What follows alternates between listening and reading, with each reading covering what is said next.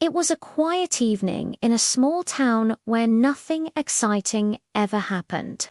The streets were narrow, the houses were old, and the people lived slow, simple lives. In one of those houses lived a young boy named Adam. Adam wasn't special. He wasn't rich, and he wasn't particularly brave. He was just curious. Every single night, without fail, Adam would climb onto the roof of his house and look up at the sky. He loved watching the stars. They were like tiny, distant friends that made him feel like the world was so much bigger than his small town, bigger than all his problems. But one night, something felt different. The wind blew a little colder than usual. The sky seemed a deeper, darker shade of black, and one star, just one, looked brighter than all the others. It was so intense, it almost pulsed with light.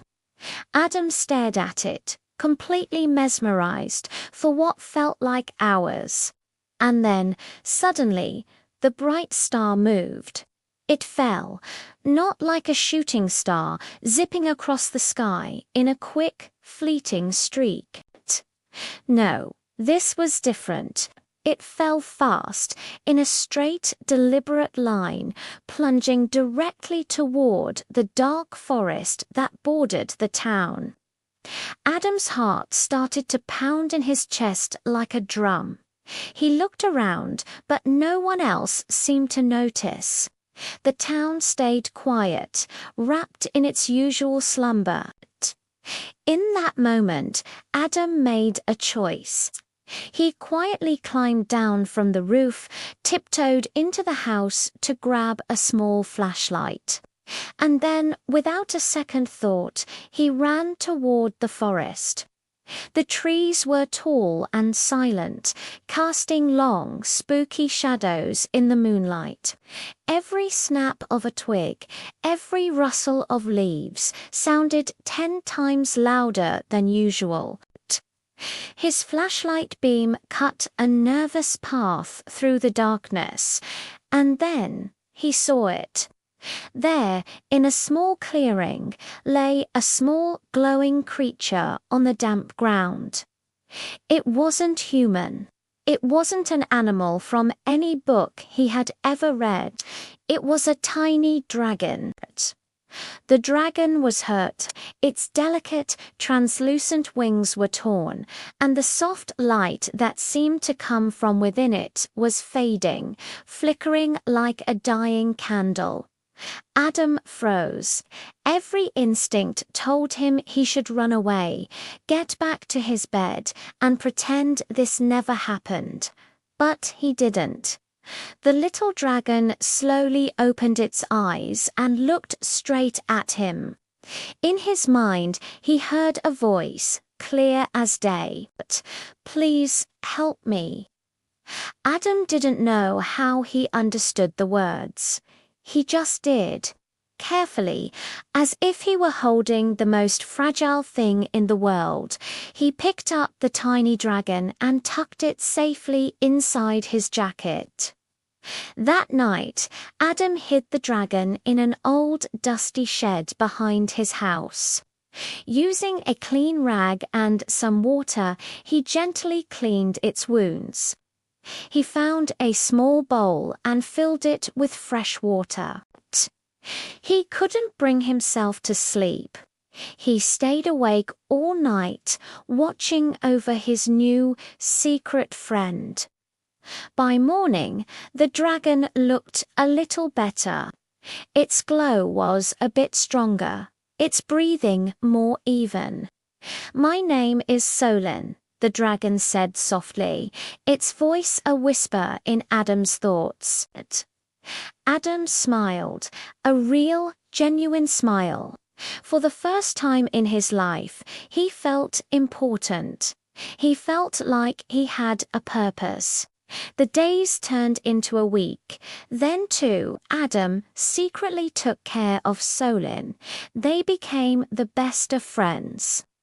Every evening, after his parents were asleep, he'd sneak out to the shed. They talked for hours. They even laughed in their own quiet way. Solin told him incredible stories about the skies, about cities made of clouds, and about a world high above, a world humans could only dream of. Adam's small town felt a little less small with every story Solin told. But one evening, the mood shifted. Solin became serious, his usual playful light dimming with worry. "They are looking for me," he said, his voice heavy. Before Adam could even ask who they were, the ground began to shake. A low, rumbling noise filled the air, growing louder and louder. Bright lights cut through the trees of the forest. Men entered the woods with heavy machinery and strange, metallic weapons. It was clear they weren't there for a friendly visit. They wanted the dragon. Fear, cold and sharp, filled Adam's chest. He wanted to hide. He wanted to grab Solin and run as far away as possible. But Solin looked at him, his small eyes filled with a surprising wisdom.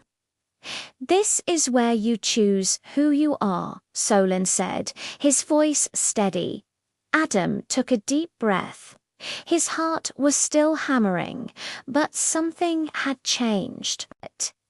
He stood up straight and walked out of the shed, positioning himself between the approaching men and his hidden friend.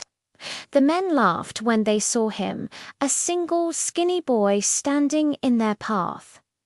"Move aside, kid," one of them sneered. "This doesn't concern you." Adam's hands shook, but his voice did not. "You will not take him." The men took a step forward, their faces hardening. And that was when Solin spread his wings. A brilliant, blinding light filled the entire forest. It wasn't an attack. It was just pure, powerful energy. The men froze, their eyes wide with a mixture of awe and terror. Solin didn't need to fight them. He simply rose into the air, glowing with the same intensity as the star Adam had seen fall from the sky. "This world still has good hearts," Solin's voice echoed, not just in Adam's mind, but in the minds of everyone present.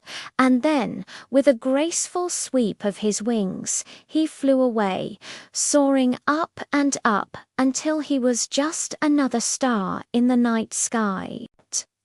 The forest became quiet again. The men, shaken and defeated, quickly left. Life in the small town slowly returned to normal, but Adam was not the same. He was no longer just the curious boy on the roof. Every night he still climbed up and looked at the stars. But now he looked with a different kind of understanding. He knew that even the smallest, most ordinary person can change a story. And he knew that somewhere, far up in the endless sky, a star dragon remembered a boy who chose courage over fear. Thanks for watching. If this story touched your heart, don't forget to like and subscribe for more tales that spark the imagination.